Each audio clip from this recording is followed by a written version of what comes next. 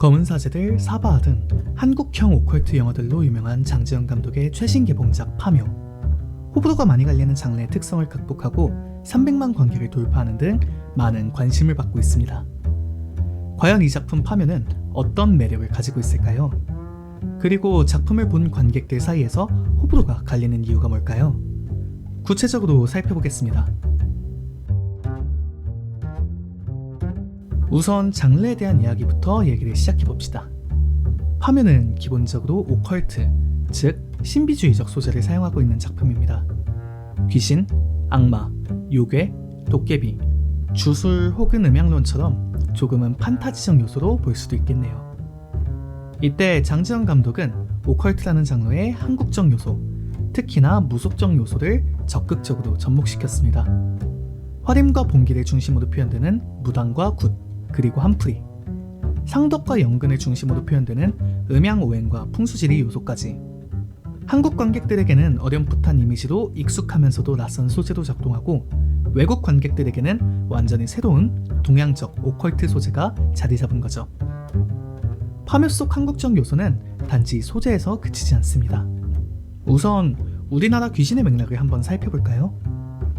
과거 민담으로부터 시작해 이어진 한국형 공포는 한을 그 기반에 둡니다. 각자의 이유로 한을 품은 귀신이 평범한 사람들에게 피해를 주고 무당 등 인물이 그 원한을 풀어주는 등 이야기가 진행되는 편이죠. 이때 원한을 풀어주는 것이 실패한다면 원기를 저승으로 보내는 방식으로 일련의 사건을 해결하는 구성입니다.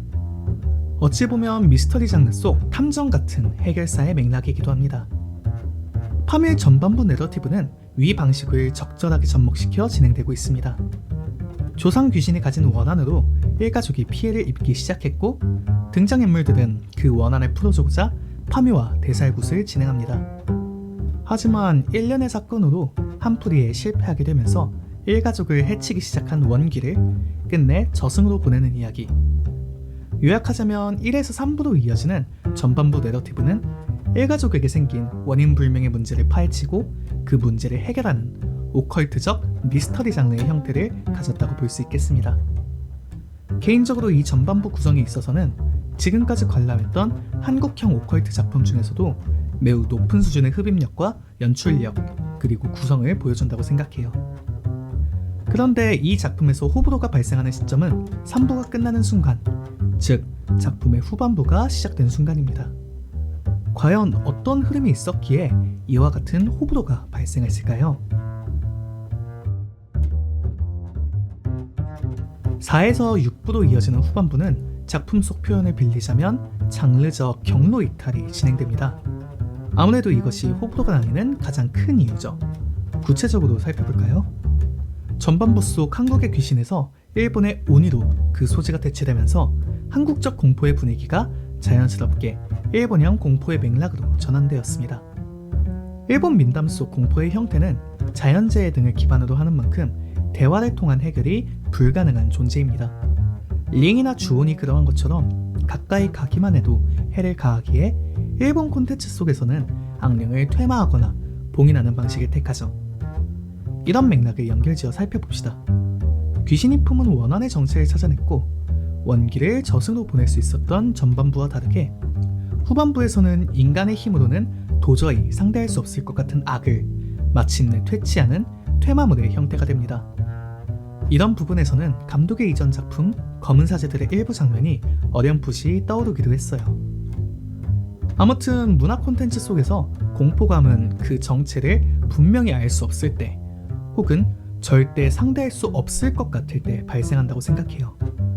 그리고 본작의 경우에는 미지의 공포를 전반부에, 상대할 수 없을 공포를 후반부에 담았다는 생각이 들어왔습니다. 작품의 러닝타임이 2시간이 넘는 만큼 다른 형태의 긴장감을 부르기 위해 과감한 장르적 변주를 시도했다고 느꼈어요. 더불어 전반부 내러티브에서 담긴 친일파 청산의 맥락에 이어서 쇠말뚝이라는 속설을 소재로 삼는 등 민족적 정서가 가득히 들어가게 되죠.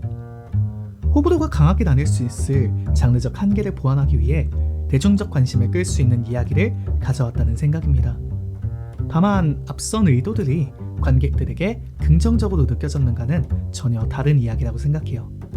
전반부와 후반부의 변화가 부른 호불호에 대한 이야기를 쭉 이어가 봅시다. 영화에 대한 후기들을 살펴보면 앞서 언급한 것처럼 작품에서 보여주는 서사적 편주에 불호 의견이 제법 많다고 느껴졌어요. 다만 개인적인 의견을 말하자면 이해 가능한 범위 아니었던 것 같아요. 우선 작품에서 보여주는 민족주의적 소재에 대한 태도를 꼼꼼하게 확인해 봅시다. 후반부의 핵심 소재인 쇠말뚝. 앞서 언급한 것처럼 쇠말뚝 자체는 학술적 근거를 찾기 어려운 속설에 가까운 이야기입니다. 상덕은 민족의 혼과 같은 조금은 뻔한 이야기를 통해 쇠말뚝을 제거해야 한다고 말해요. 하지만 작품은 연근의 입을 통해 99%가 측량용이었다는 사실을 밝히며 이성적 태도 또한 유지하고 있습니다. 다만 오니가 등장하는 초현실적 상황 속 봉길의 의식을 되돌린다는 목표를 동시에 떠올리며 이야기를 끌고 가죠. 이처럼 파멸하는 영화 자체는 단순하게 대중적 흥행만을 위한 반일 정서로 채워졌다고 보기 어렵습니다. 친일파 귀신이 끝내 좋지 못한 곳으로 떠나고 그의 일가족이 죽임을 당하지만 마찬가지로 후손이라고 볼 수 있는 어린 아기가 생존한 것만 보더라도 평범한 반일 정서와는 결이 다르죠. 후반부에 등장인물들을 위협하는 일본 오니의 경우에도 조금 특이합니다. 그는 자발적으로 한국 땅에 도착해 사람들을 공격하지 않습니다. 한국의 전기를 끊어내려는 일본 음양사의 계획으로 인해 타국 땅에 자리한 악귀가 된 거죠. 결국 앞서 제시한 의견처럼 이런 변주는 작품 속 긴장감을 유지하기 위한 장르적 시도라고 생각해요. 이와 동시에 감독 나름의 메시지가 담겼다고 느꼈습니다. 단순히 민족주의에 기반한 반일 정서를 이성과 합리성의 원칙에는 맞지 않는 것으로 정의하면서도 친일파 청산과 더불어 악의적 의도가 담겨있는 일제강점기 당시 잔재를 온전히 제거하려는 태도가 보입니다. 물론 작품 마지막 부분에서 내 인물이 나름 후유증을 앓는 것처럼 그 과정은 분명히 고통을 동반하겠죠.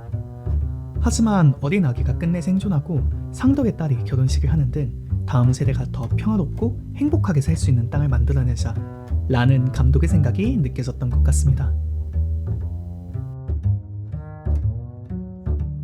이번에는 연출에 대한 이야기를 조금 풀어보고 싶어요. 우선 전반부에는 좋은 연출이 정말 많이 등장했습니다. 크게 세 가지 장면을 살펴보죠. 먼저 이름 없는 묘소에 처음 방문하는 일련의 장면입니다.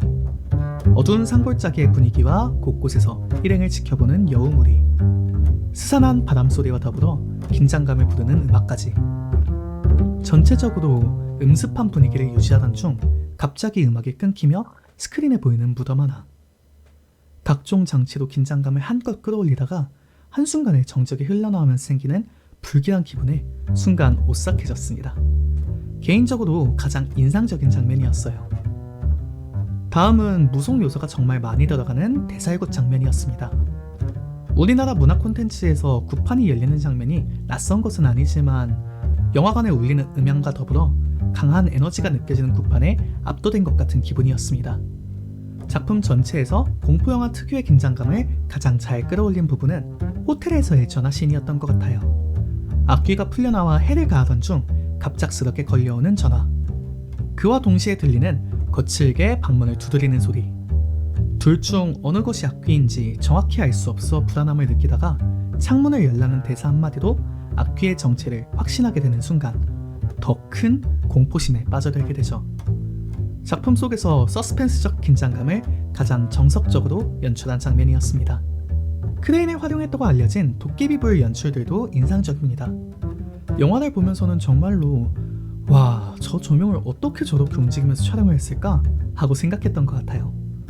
이처럼 파미의 연출들은 긴장감 형성과 스토리텔링에 있어 제법 적절히 작용했습니다. 다만 작품 중간중간 삽입된 일부 보이스오버 장면들을 통한 직접적인 상황 설명과 물리적으로 실체화된 온이는 작은 아쉬움이 느껴졌던 것 같아요. 본작과 같은 장르 영화에서는 그 실체를 분명하게 밝히지 않으며 상상의 여지를 남김으로 관객들에게 주는 긴장감의 효과도 있는데 그런 매력은 조금 떨어졌던 것 같습니다. 요약하자면 영화 파묘는 음습한 분위기로 깔린 톤 앤 매너, 전혀 다른 두 장르적 매력을 느낄 수 있는 내러티브 구조 등을 통해서 한국에서는 생소할 수 있는 오컬트 장르의 성취를 이뤘다고 느꼈어요. 특히나 작품 속 모든 배우들이 무척 뛰어난 연기력을 선보였기에 괜찮은 반응이 나오고 있는 것 같습니다. 다만 결국에는 오컬트라는 장르적 한계와 더불어서 갑작스러운 변주에서 느껴지는 일부 아쉬움이 남은 작품인 것 같습니다.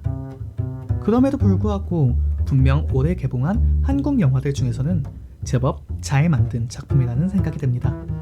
영화 파묘에 대한 제 평점은 7점입니다. 무속적 요소를 통해서 단순히 오컬트라는 장르의 재미를 찾아낸 것을 넘어서 민족적 정서를 자극하는 작품이었습니다. 한계점이 전혀 없는 것은 아니지만 장르적으로 괜찮은 수작이라고 느껴져요. 무속과 민족을 오가는 장르적 긴장감, 이라는 한 줄 평 또한 함께 남겨보고 싶습니다. 오늘의 리뷰는 여기서 마치고 다시 찾아오겠습니다. 시청해주셔서 감사합니다.